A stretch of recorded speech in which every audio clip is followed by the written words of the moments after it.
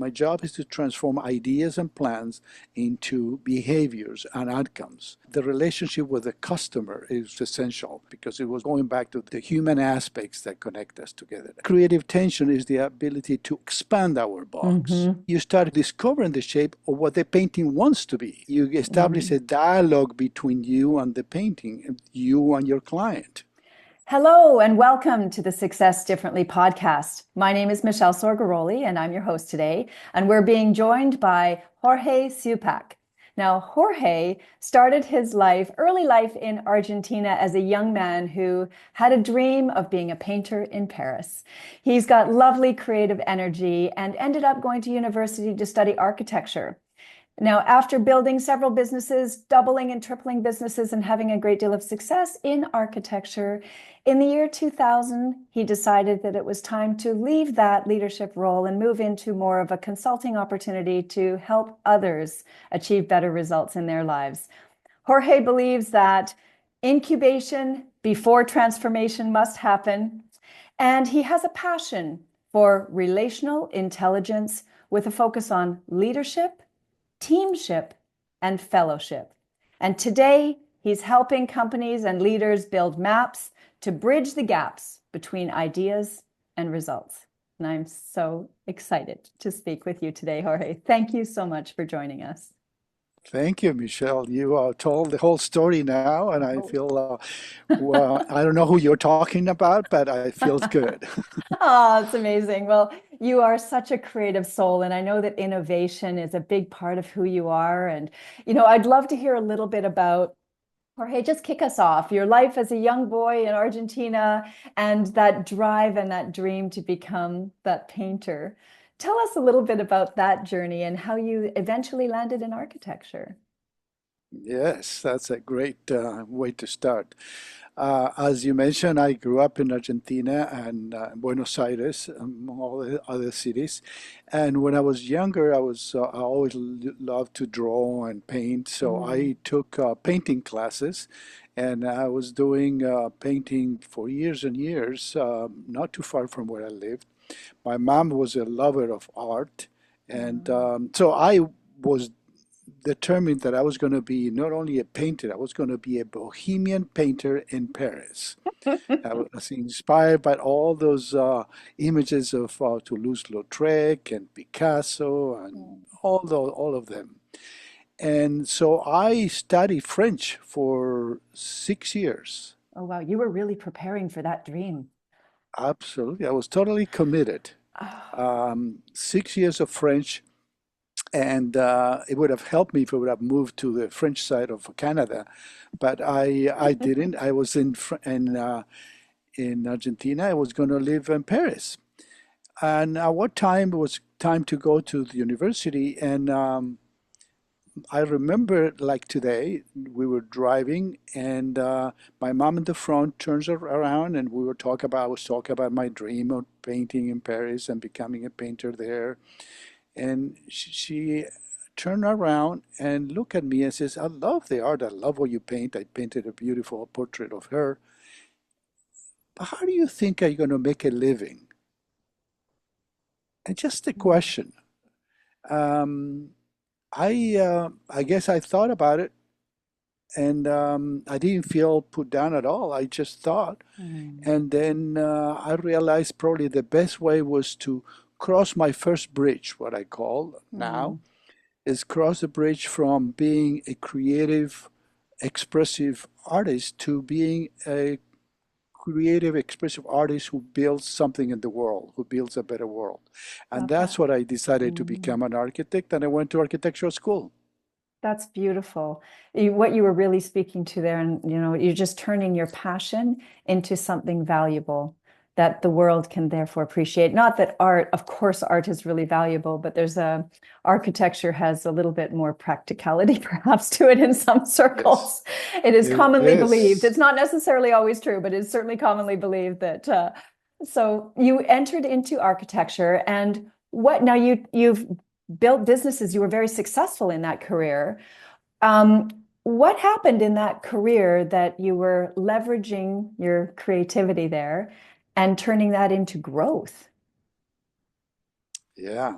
um, was actually by almost by accident. I was fortunate that I was doing very well and won design awards in Argentina, and I traveled through Latin America, and I was building my office, and we were doing Mm, high-rise buildings, all kind of projects.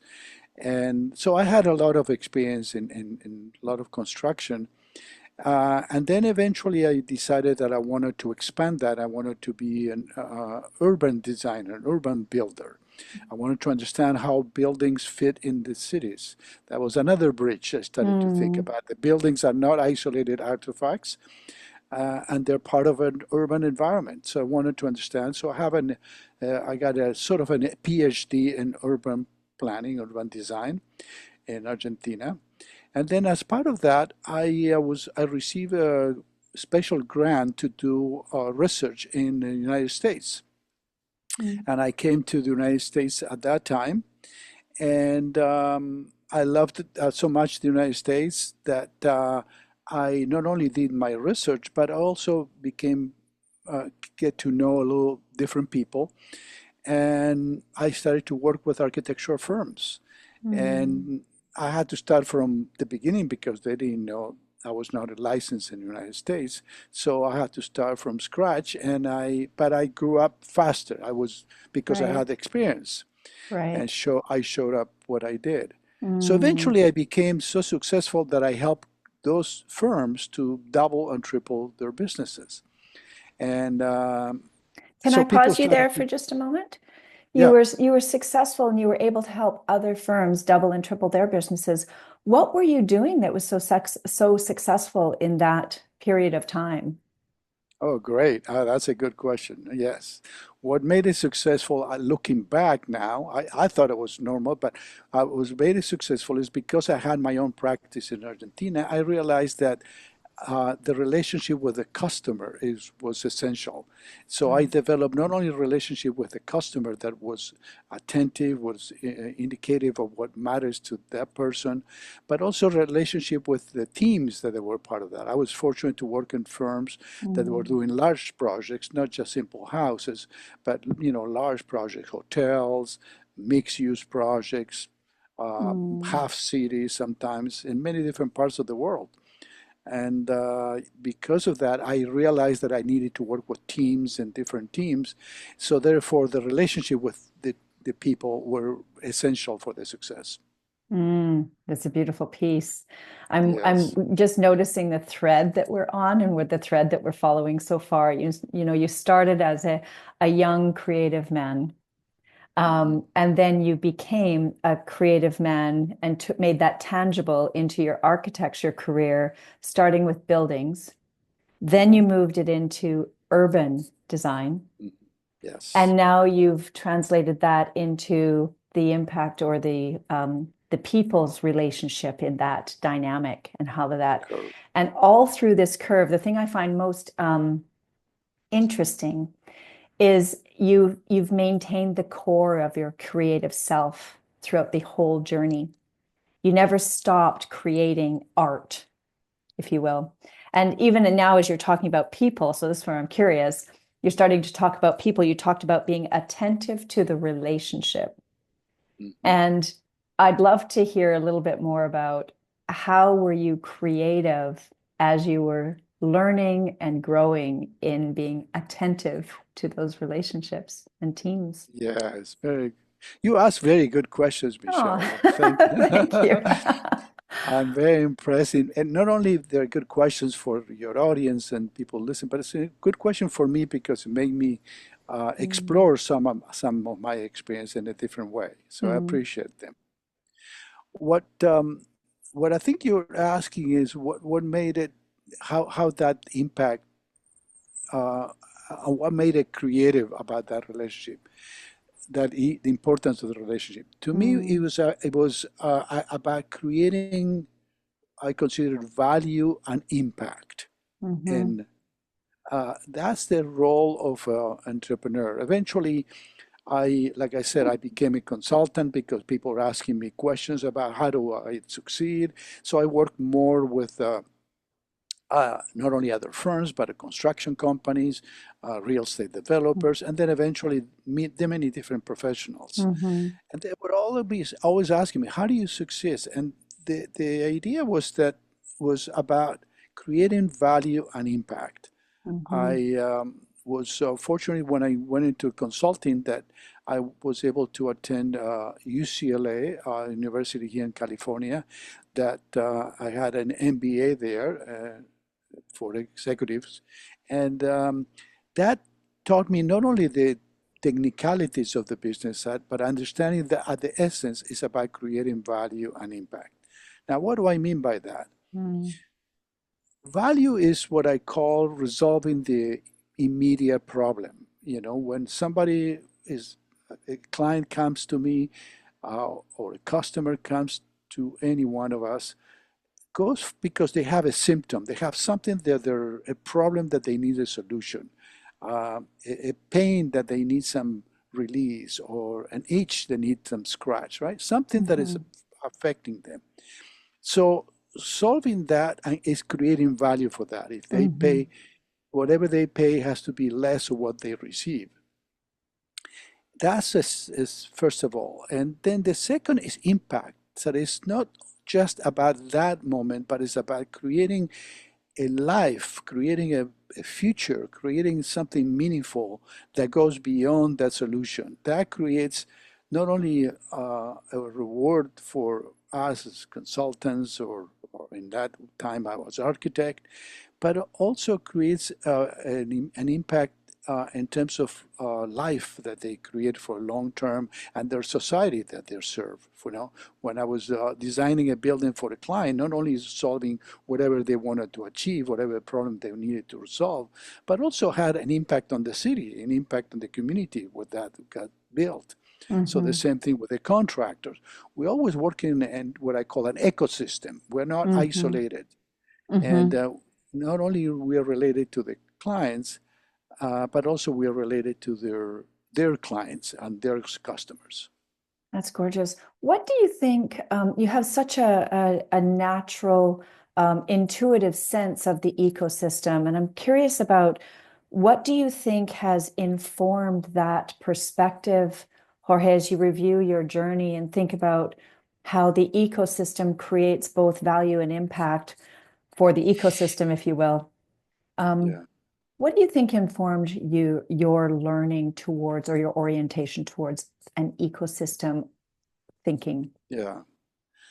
Well, for me, like I said, the first experience was realizing that the buildings are part of an urban system, and Yeah. therefore, as an urban planner, I realized that not only physically are in fact impacted by the regulations, by the streets, by the circulations, by the access, by the next buildings, but also impacted by how society, the social environment uses, or how they interpret certain colors or certain styles or Mm-hmm. certain ways of looking at windows. Or it's also affected by how the financial aspects. So by studying urban planning, I started to realize that it's not linear what we think about it, that the relationships are not Mm-hmm. just one way or another. Mm-hmm. It's actually very creative, very expansive, very circular, very uh, um, impacting what I call the ecosystem. Yeah. An ecosystem is so dynamic, right? Everything is sort of, I see it as sort of this what I'm visualizing in my head. Yes, yeah, It's like yeah, this thing. And yeah, yeah, it's not excuse me, it's not static. It's something that exactly. is constantly in dynamic movement. Things are interacting with each other all the Yeah, time. I can see you lighting up as I'm sharing this. yes. What is it about the ecosystem for you personally that gets you so excited? Is exactly what you describe. I was going to get into that because it's actually the change, the dynamic side nature of that. Everything changes. Our bodies change all the Mm. time. We know we get new cells every single day. So we are continuously updating ourselves and continuously updating. So the ecosystem is very dynamic, very changeable, Mhm. and yet our human mind doesn't um, it does resist the change, Doesn't right? it though? The human mind is not as a dynamic an ecosystem as we might like at times, right? Exactly, exactly. So you're getting into this phrase that I learned from you, incubation before transformation. That's where you're headed here, I'm feeling like. Is that right? I guess so. I guess so. It's part of the whole system, right? So because everything system, one of my specialties, one of my professional attractions is about changes and helping people in transitions to go from Hmm. point A to point B, because it's continuously updating, and nothing is really, even if we create plans, is I call it, my job is to transform ideas and plans into behaviors and outcomes. And that's the ultimate bridge that I mentioned. Hmm. Because we can even have plans, but the plans never go according to plan, right? Yeah. So we need to have the flexibility and understanding how things affect each other, and that we are not again in a linear world. Yeah. That's And beautiful. that And comes from the creative side. hmm hmm totally That hearing is a there's that lateral. It's called lateral thinking. lateral. Lateral Yeah. thinking. It's Hmm. not. Yeah. It's not a linear. It's not one cause and another effect. Nope. That's the people side of things. This is beautiful because you talk Yeah. about ideas and plans. So you've got in your early career in architecture, you had ideas and plans that would generate results. Exactly. And Exactly. then you added in this people dimension, and that's where the behaviors come in. So what changed for you in your career trajectory and even in yourself as you made this addition and added the people dynamic and the behaviors into your success formula? Yes, you're guiding me very well, Michelle. Because after I studied I had the MBA, and I help a lot of good companies again to double and triple their businesses. I realized, I got an awareness that it was all about people at the end of the day. It's Mm. what you asked, the first question you asked me, right? What Mhm. was it? And it's all at the end of the day is all about people, and not only people, but it's all the relationships, Yeah. which connect me to the idea of ecosystem. And system, as you know, is is not an additional, it's not an adding elements. It's about elements plus the connections. The connections is what create the systems, not Love just that. the elements. So the connections are those relationships that we talked about it. Hmm. So I realized about that, and I went back to school and to study psychology. I got a master's in psychology You're a because lifelong learner, Jorge. yes, totally. I'm learning today. So you went back and studied psychology as well. Beautiful. Yes, because I realized that was the essential part, it was a full circle for me coming back to the creative side and being again a bohemian painter in Paris, because it was going back to the human aspects that connect us together. And that's what we never need to forget, especially now where technology has flourished and has developed so much and is becoming so much an important part of our life. We are now connected in many cities through this Yeah, exactly. technology, right? That allow us to connect. So it's wonderful to have the technology. But Amazing. is the technology supporting the people, Mm. or is the people supporting the technology? Mm. Can you expand on those concepts for us? What do you mean when you say that? Well, when I'm talking about relational intelligence, and you mentioned before, I'm talking about relational not just with other people. I'm Mm. talking about relational intelligence with machines, with technology as well. Hmm.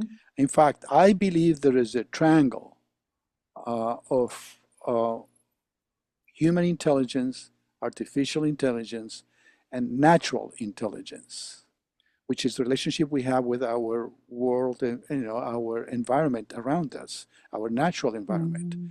We might take it for granted, and we think we're in total dominance of the nature, and the climate change is telling us exactly that that's not the case, right? It's putting us in our place, isn't it? And Reminding we us still who's boss. exactly, and that's what Wow. we still need to learn. like you were Yeah. saying, lifelong learning. We still need to pay attention to the Mm, natural intelligence, and a lot of people mm, do, that mhm, pay attention to the world that nature works is also feeding us into this triangle that I mentioned. So the relationship between not only with other humans, but also with mhm, our natural environment and with our artificial environment, with technology, is very important. Those three are the basics of mhm. relational intelligence. Amazing. And so, as you're creating these maps to bridge the gaps, Mhm. could you share with us a little bit about what bridging the gaps means and what are the maps that you're referring to when you talk about those ideas? Yeah. Well, the gaps are usually um, obviously what many different clients or many different groups or many different individuals find different gaps. And sometimes the gaps are what, in essence, gaps are what separate us from where we are to where we want to be, Mm-hmm, right? So mm-hmm, sometimes the gaps could be resources. Sometimes it could be relevance. Sometimes it could be credibility. Sometimes it could be all kind of mm-hmm, access to other people or certain levels of power. mm-hmm, So or sometimes it could be a knowledge or lack of new habits. So the mm-hmm. gaps could be different for each Nice. individual, different organization, and that's what is very customized. So that I call it those, you can call it strategic gaps. Okay.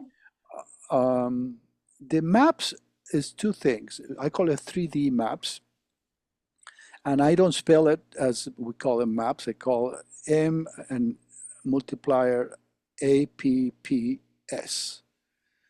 Um, MAPPS. So there's two P's in there. right, Mm-hmm. yes. Okay. And the M multiplier, because they're also an acronym, is obviously a three-dimensional map that includes, the three dimensions that we have that we normally use. But it also includes a 3D map that is the three stages that I go through people. That is basically discover, design, and deploy. Simple stages. Mm-hmm. Discover, design, and deploy. Mm-hmm.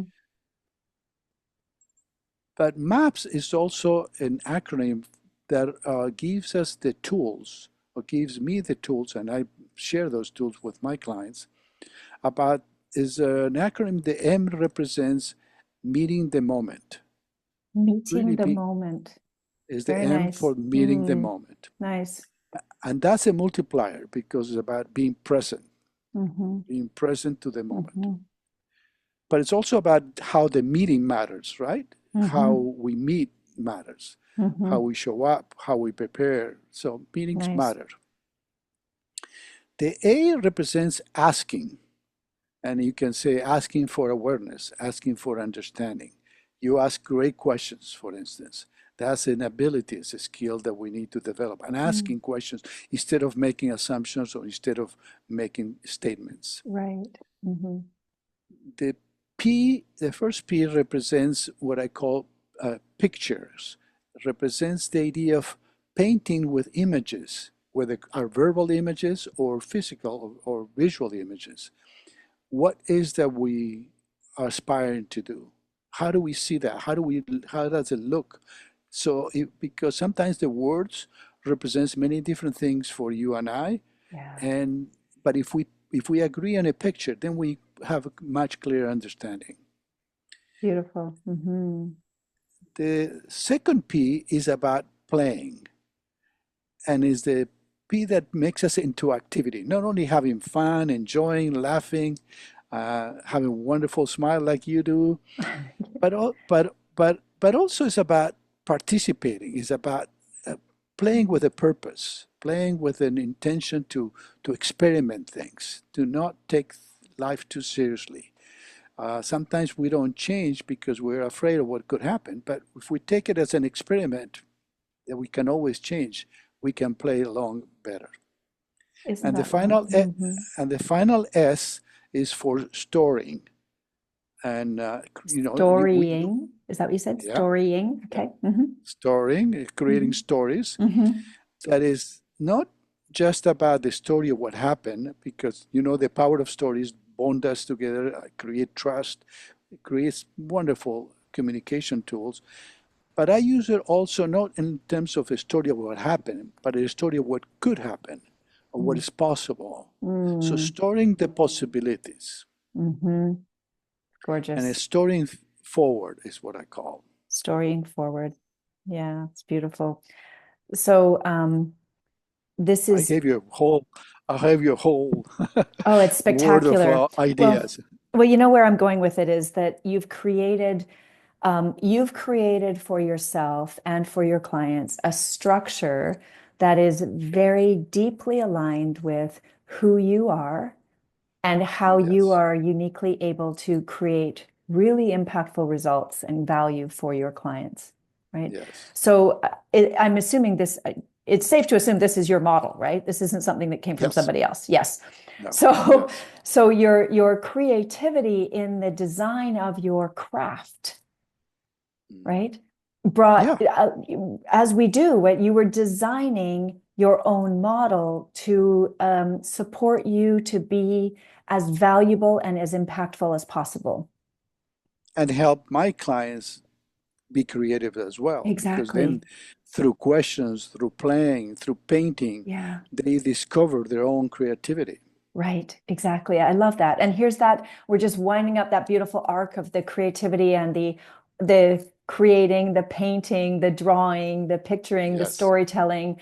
So much of yes, your backstory is present in your current story, you know? And yes, something you said early on in the conversation, you said you had received some awards early on in your architecture days, I think it was, right? yes, Early on. And I wanted to acknowledge that those awards were an acknowledgement of your leveraging your talent, your creative self in ways that were not all people who go into architecture dream of being a bohemian painter. Right?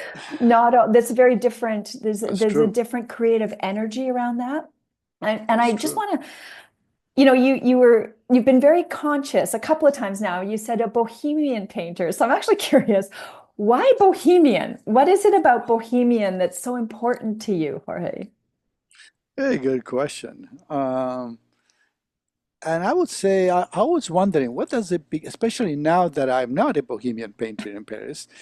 I wonder what is that, because probably if that was an image for me, that means represents something meaningful in my soul, Yeah. and I wanted to understand that how do I still carry that on today? And I think at least my image of Bohemian painters, they were there for the sake of the art. They were not there to be famous, to have money, to sell art, to change the world. They were there for the sake of the art, I think. And that's probably what I could relate to as I speaking with you now. Obviously, I continuously exploring that idea, Yeah. but that's what I would say. I'm practicing this consulting and coaching work for the sake of doing helping others succeed. Hmm. That's it. Many years ago, like I mentioned, I help a lot of individuals and groups double and triple their businesses, both financially and in improving their businesses, because growth represents those two things. Um, but a few years ago, I realized that it was not all about making money for me, or not about helping others to make money. It was about something more. So a few years ago, I decided, about 12 years, a year ago, I decided to split my time and spend my time with nonprofit organizations. And since then, I've been working with both the business sector and the nonprofit sector. And here it is, another bridge that I built in between. Hmm. Um, I would say that bridge is basically still active today. It Hmm. helps me not only understand the value of the business and transfer it to the nonprofit, which they need to learn. And not, but also the nonprofit has something to teach to the business sector. Yeah. So to me, that is the ultimate bridge that I'm building right now. Maybe as an architect, I was destined to build bridges more than anything else. I don't know. It seems so. You were definitely destined to build lots and lots of bridges. You're beautiful at that. I want to come back to this idea of for the sake of the art. Mhm. I have an expression I use all the time, and particularly in services when we learn a craft, like architecture, for example, Yeah, we're taught how to do it. And there are formulas that we follow, whether it's in architecture, financial services, or accounting or whatever, but our craft is taught. And there's a formula. And we yeah, become, as you alluded to, a technical expert in that yeah, time, right? yeah, And what you've displayed today, what you've shared, emphasizes that there is a limit to that expertise. There's a limit to technical expertise, and the only way to create truly meaningful, high impact value is to become what I have coined a creative master in our mm, craft. Because when we're a technical expert, we're actually stuck inside the boundaries of that right, yeah, technician, right? yeah, yeah, And what you've done here by creating your map, your yes, 3D map and the models that you follow and whatnot, you were moving into the creative mastery, which allows you to be more expressive of yourself in how you create value and impact. Is that yeah. resonating? That makes sense. That makes sense. That's to me is the difference between, I guess, an engineer and an architect. An architect brings some art to their technical skills. Uh, it brings some creativity to Right. but I believe everyone is an artist, I by the way. agree. So even an engineer, for example, if they're stuck inside the boundaries of their technical skill, then they're not thinking about ways to create value. And so, whether it's about how they design the client experience or Yeah, how they're yeah, creating more relational dynamics inside the ecosystem or what have you, right? There's more creativity beyond that comes from within. In your case, the Bohemian artist is alive and well. Still. And each one of us has that. This is something that in my work with clients and services, as you know, I work around helping them bring that expression forward, right? To yeah, bring that creativity and mastery forward that stops that limiting space of the technician, if you will. What I yes, experience quite often is, some resistance that feels unsafe. It can feel scary. It can feel yeah, like this is unknown territory. right. Did you experience that in your work at any point where you felt that, or do you see this even with your clients when you're trying to help them double and triple their businesses? Where do you see that resistance to actually fully express? All the time, all the time. and Yeah. and that's again is I still feel it in myself too. I Mm. was coming to this uh, podcast and interview with you. We met, and so I enjoy having conversation with you, but I was still nervous about it, right? Yeah. I was still feeling, well, what is going to happen? How do I am explaining myself? Am I going to draw? So is there's always that part Hmm. of resistance. Hmm. And again, it's about developing relational intelligence with that resistance. Nicely said. It's, What does that mean it's, for you when you say that? Can you help us it's, better understand you? imagine that you have a rubber band between these two hands, right? If I have a rubber band, I have a limit where the rubber band stays well. But if I Mm, stretch it, right. the rubber band starts creating tension. Yeah. That's what I call creative tension. Hmm. Because that creative tension is the ability to open our box. I wouldn't Yeah. say get out of the box, but expand our box. Hmm. And I believe everyone is doing it, even within the technical aspects. When you were saying that technicians sometimes don't feel that they are creative, I believe they Right. do. For instance, Einstein was Hmm. was totally Absolutely. concentrating in himself and finding out the core. So it's about a little bit of the work you do with your clients, apparently, that Mm, is working not outside, but working inside yeah, with the yeah, same technology that they're using. exactly. Yeah, absolutely. And when we are able to really bring together what I might say in your language, the whole ecosystem of our experience, our values, our strengths, our natural orientation, when we have relational intelligence with our own ecosystem, Yeah, that is our greatest potential for yeah. creating value and impact, right? Yes, knowing that it's going to be difficult. Yeah, it's So that's why you were Mm, mentioning before, that's what I always suggest the incubation period, that is finding out not only a moment of reflection internally and developing internally, but also creating small steps in the change. yeah, Changes don't happen dramatically. It happens because it's been developed over time, sometimes internally, sometimes externally. I think it's also a dance between the internal and the external, absolutely. and eventually we keep stretching that rubber band in between and it keeps going and bigger, and that's how it is. That's gorgeous. So how does this translate? I'm thinking about, the artist. I am not an artist, so I'm not even going to pretend that I Yes, you are. That's what I'm saying. There You you go. are. I paint stick people, so I will honor your craft and the skills that you've developed there. I have not yet followed suit.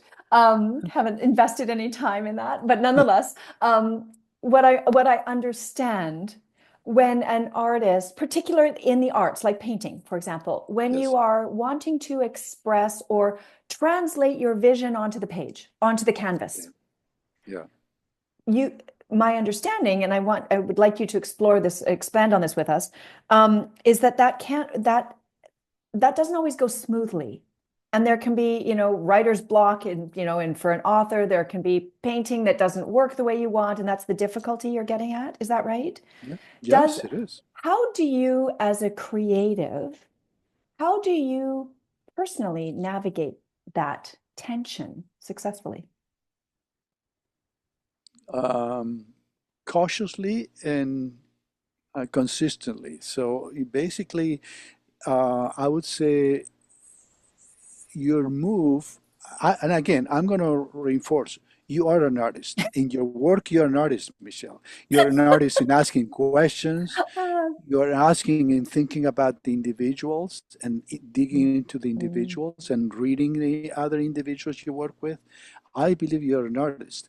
Artist is not just a painting or a right. sculpture or a music, or Agreed. it is the way we do things.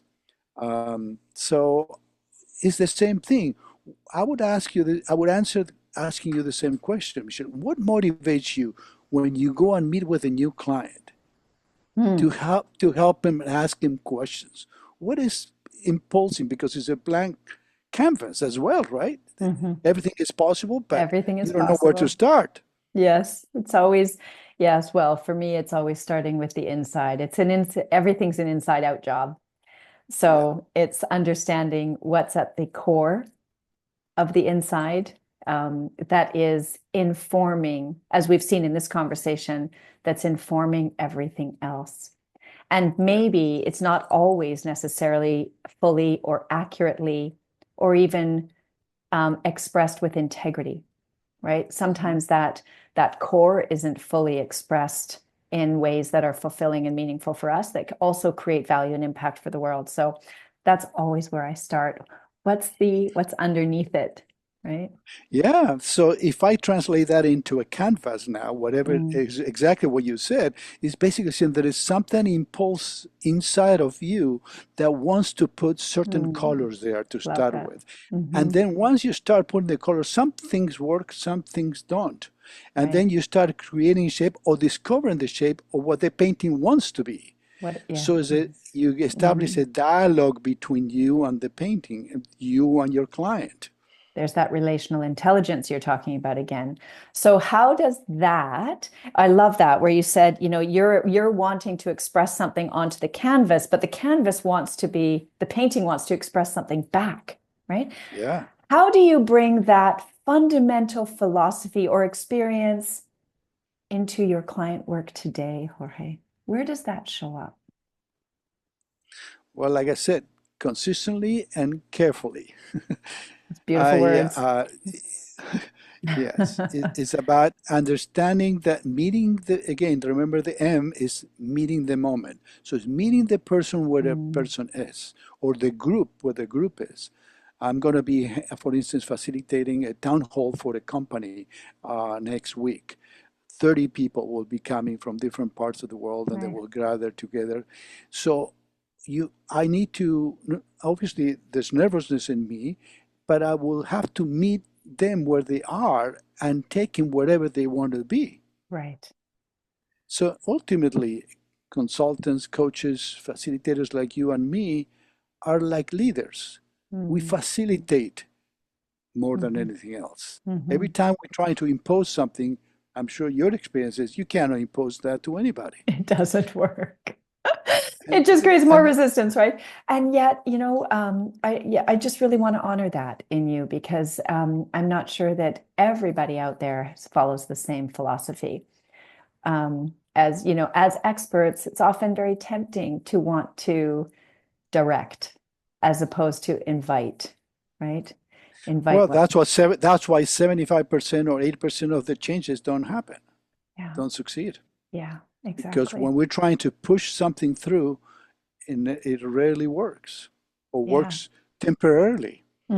There's a You lot of know, resistance around that. yeah. Exactly. Oh my gosh. And I learned that from my children.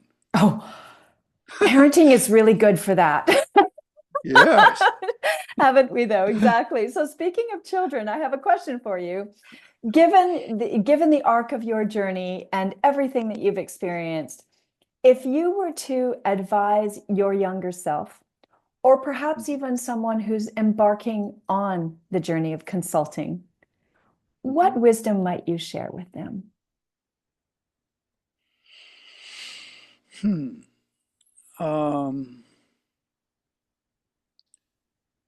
Learn the power of dialogue, I would say. Learn to listen to yourself and speak to yourself, and learn to express yourself with others and listen to what others are telling you. But listening to understand, not just hearing it.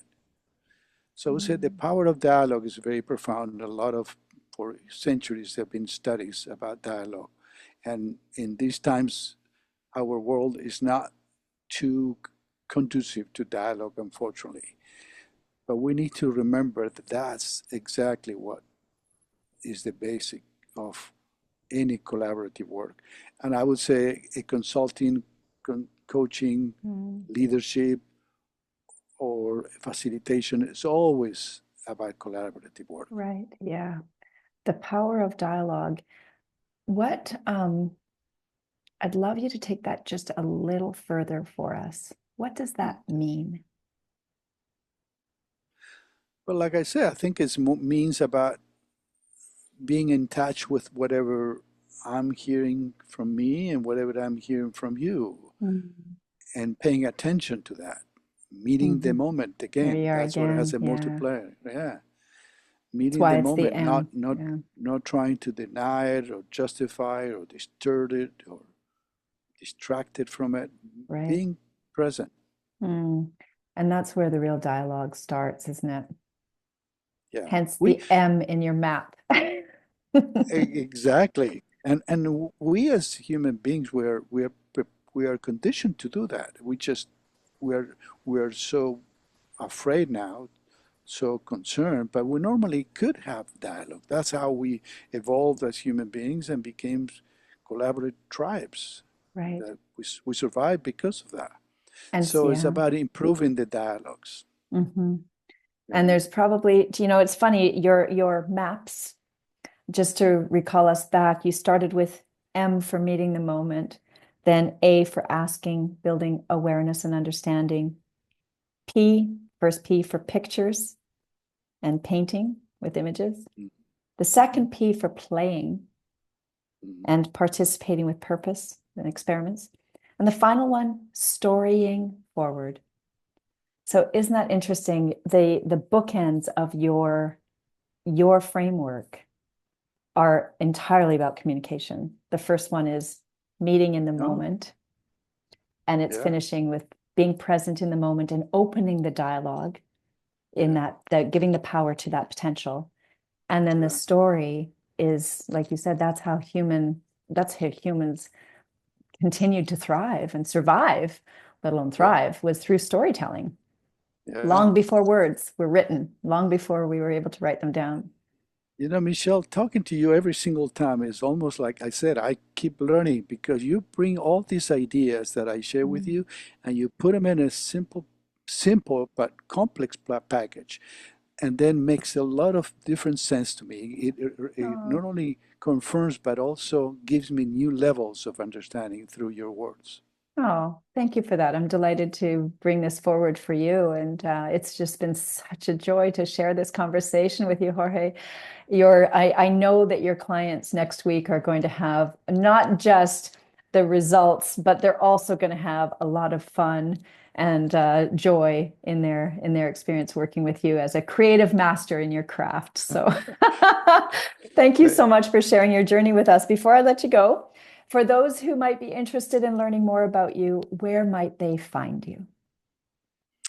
Well, the best way is through LinkedIn. As you know, I'm very active in LinkedIn. I don't use it as a social platform. I use it as a networking platform.